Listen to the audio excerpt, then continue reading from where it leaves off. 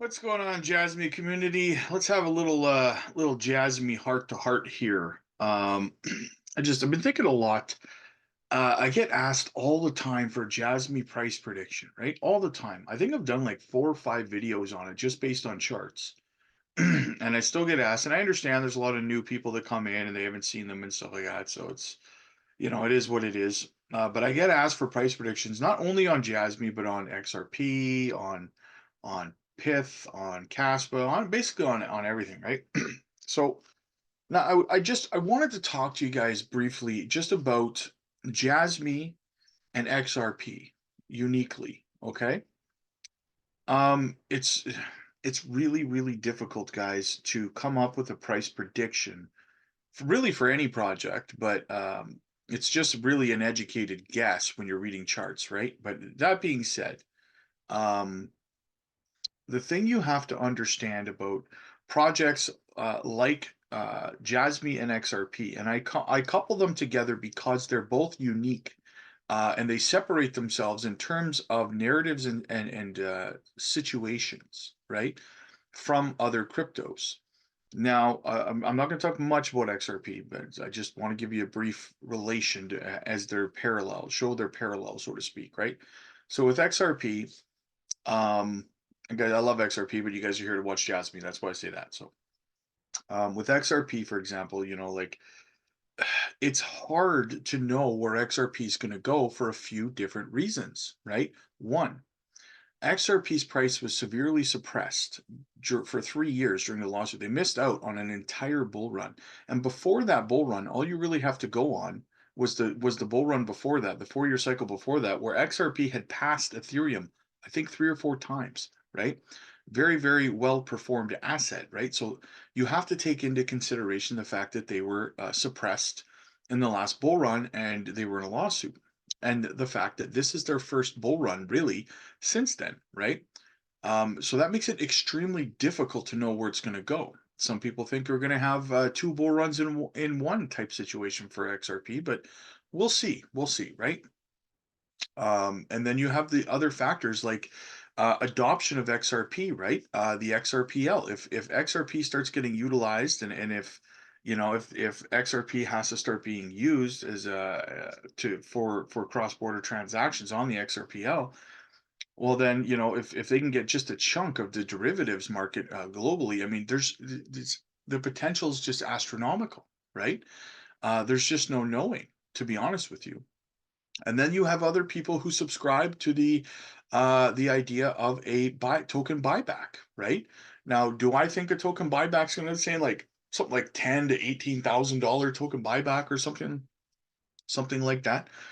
Now listen, again, I say this all the time, guys. I learned this with Bitcoin the hard way, 13 years ago, right?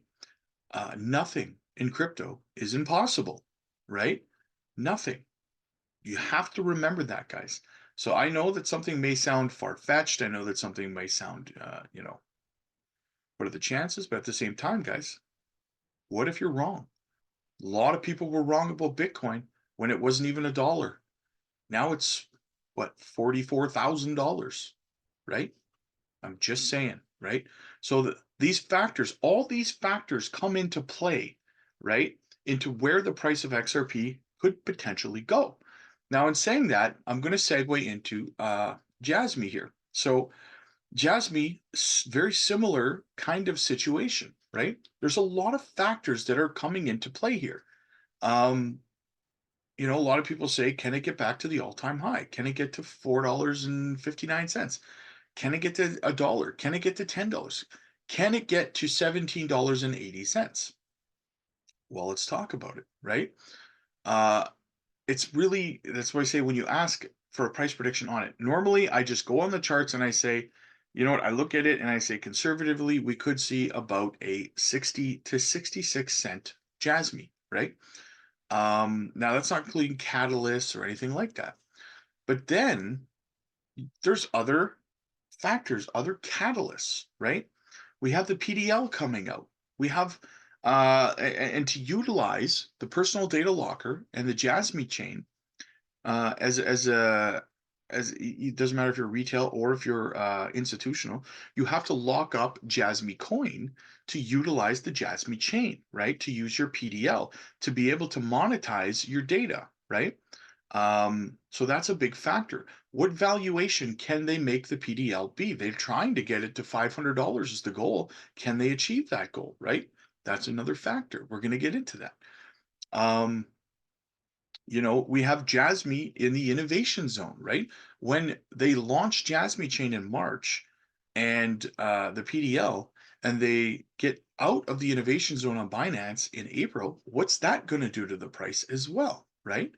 Then we segue over to the token lockup, right? How much is Jasmy going to lock up? How is this going to play a factor? Are they going to do it quarterly, kind of like other projects do token releases? Are they going to do a token lockup every couple of months? How much is it going to be? That's going to play a big factor in the price, future price in the bull run of Jasmy. Sorry. Now we can segue over to their KPI goals, which they are on track for right now, guys. They want to reach 107 million active PDL addresses, right? Which should not be too much of a task for them to achieve globally. Really, they could do it in Japan if they wanted to, but globally shouldn't be really much of an issue, right? So in saying that, if they reach that goal, and then you combine that with the $500 valuation of active PDL wallets, now there's two other factors that play in with this, right? So there's one factor. Well, what if they only reach half the valuation of their PDLs that they want to reach, right? Or a fraction of that.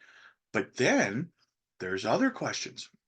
Their goal again is 107 million active PDL addresses. Well, what if they double or triple that?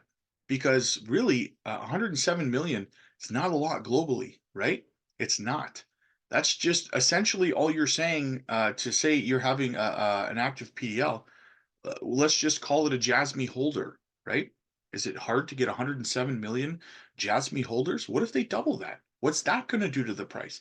Does that mean that the valuation of the PDL only has to be half of their goal, which is $250 instead of $500? And how is that going to affect the price? Because according to their calculations, if they reach their 107 million active PDL addresses and the valuation of each active PDL is the average of $500, well, then according to their calculations, you're looking at a $17.80 Jasmy, right? So all of these things are factors in terms of predicting a price. And that's why when I do a price prediction, I'm picking I'm just going by the charts because when you include all these catalysts, you cannot know, right? So when I say to you, my price target is 60 cents for Jasmy in the bull run, right? You can take that just based on the charts, right? And then you can tell yourself, well, listen, we have the lockup coming, we have the Jasmy chain and the PDL coming, right? Um, we have the NCCC, the Consortium Credits Exchange coming. We have all of these projects coming, all these catalysts for Jasmy coming this year, right? So you can take that and put it on top of my price prediction, and maybe you get to $1, maybe you get to $3. I don't know, right? Catalysts are very, very fickle things. Look what happened segueing back into XRP. Look what happened with XRP being declared not a security on the secondary markets. Everyone was convinced for 3 years when that happened that the price was going to shoot up to $10. And I was telling you guys about a month and a half, and you go back and watch my videos on this, guys. I was telling you guys about a month and a half before Taurus made that decision in the case that XRP was only going to maybe come close to touching $1 because we were in the bottom of a bear market and there's just no liquidity for the price to skyrocket that high, right? Jasmy's in a different scenario here because Jasmy, we're coming up into a bull run. So the timing for Jasmy is actually really, really good. We could be headed to a perfect storm for the price action of Jasmy. So I just kind of wanted to give some of you guys an idea of all the factors that come into creating a price prediction for projects and how uniquely positioned projects like Jasmy and XRP are compared to most of the crypto market, right? stuff like Cardano, Solana, they have their catalysts that come and stuff like that. Caspa, they have catalysts that come, but they're not uniquely positioned like Jasmy and XRP. These two projects could really, the prices of these two projects potentially could go to a completely astronomical level, right? So just something for you guys to kind of be aware of. And yeah, anyway, let me know what you guys think. Hit the like, hit the subscribe button, guys. I greatly appreciate it. And support the channel, guys. Become a member. It's $4. And not only do you get microcap gems, guys, you get in early on projects like that before they pump hundreds of percent, which, by the way, I just dropped a new members only video today on a play that I think is going to be fantastic. At least a 50x gem, in my opinion. So you don't want to miss that for $4, guys. You get the members only live streams, but you also support the channel, guys, and it enables me to have more time to do this research for you guys and stuff. And at the end of the day, the thing is, guys, a lot of the money that comes into the channel, well, almost all of it, is is already earmarked for improving the quality of the channel, right? We're going to be upgrading cameras, microphones, right? Backgrounds, like all kinds of stuff. We're going to be upgrading it for better quality for you guys, right? So just know that. But anyway, guys, so if you want to support the channel, $4 a month, guys, it'd be greatly appreciated. Check that out. And yeah, join the Discord because it's free. Hit the like, hit the subscribe, and I'll see you guys in the next one. Thanks for stopping by.